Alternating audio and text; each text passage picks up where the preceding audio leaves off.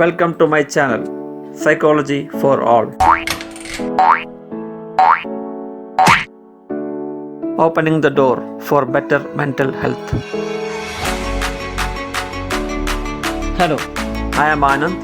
I'm a psychologist and psychotherapist. This channel is about anxiety, fear and phobia, loneliness, nicotine addiction, social media addiction, stage fear, gaming addiction, and further psychological disorders and the treatment for them. Are you addicted to your smartphone? This is the question I am going to ask you. Are you addicted to your smartphone? We are living in the technological era where we are forced or in the necessity to use our phone for a variety of purposes. Sometimes we like to put it off and walk away, but it doesn't happen due to our routine work.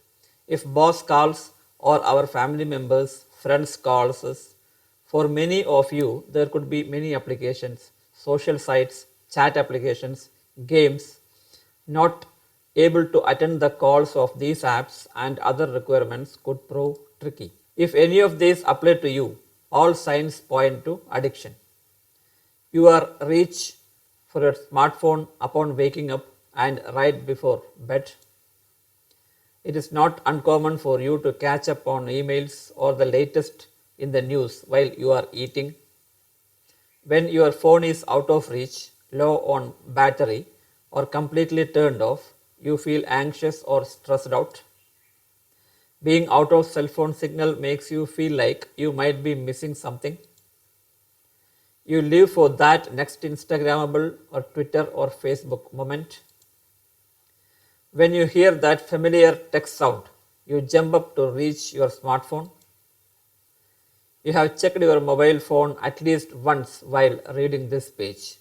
If any of these conditions is applicable to you, I definitely say you are addicted to mobile phone or smartphone. There are some serious bad effects of your smartphone addiction. It could be physiological or psychological.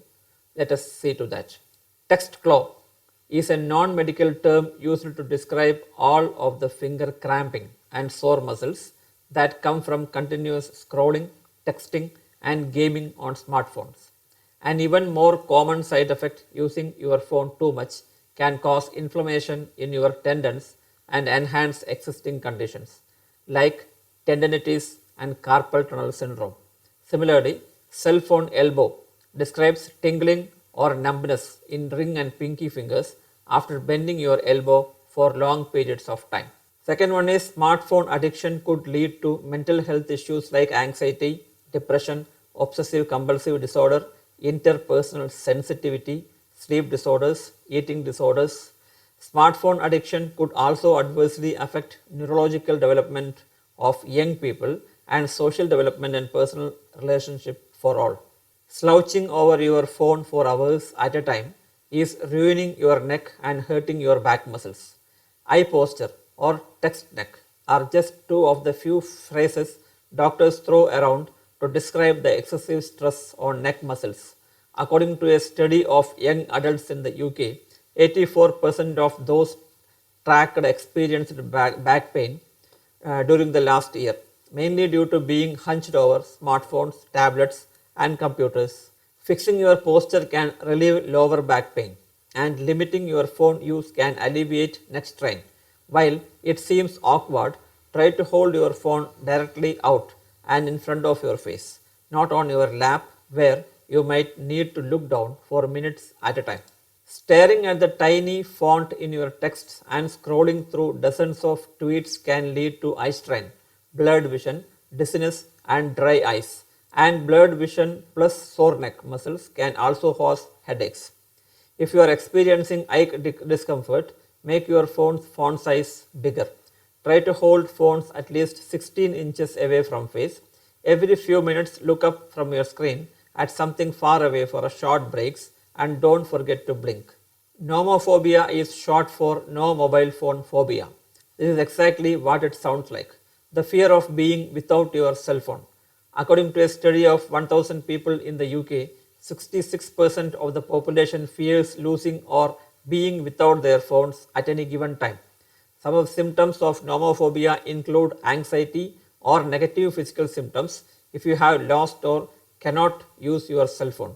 Obsessively checking to make sure you have your phone with you and constantly worrying about losing it somewhere. Interestingly, the study found that women suffer from this more than men. Phantom pocket vibration syndrome.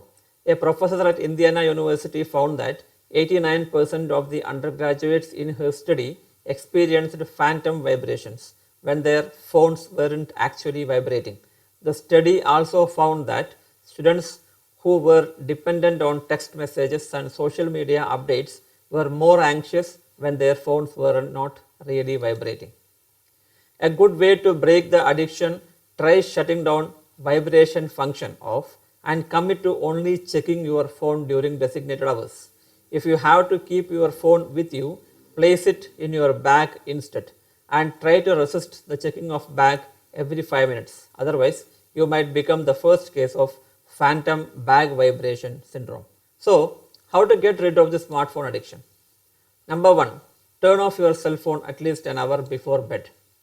Give your brain a chance to unwind and commit to turning off your phone an hour before bedtime. That means off, not just on silent. Remember, nomophobia never sleeps and neither will you. No wonder so many of us are always tired. If you have a legitimate reason for keeping your phone on, your daughter is out with your friends or your parents are elderly and you don't have a landline, turn your phone on do not disturb mode and place your phone on the other side of the room. In this mode, your phone will silence all notifications but allow you to enable exceptions such as a phone call from a specific number. Second one is to stop shacking up with your phone.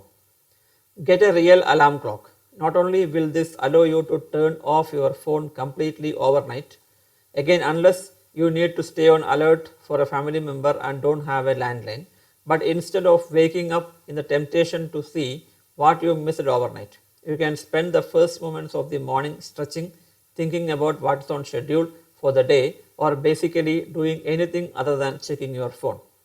For extra credits, I challenge you not to turn your phone on again until your morning routine is finished.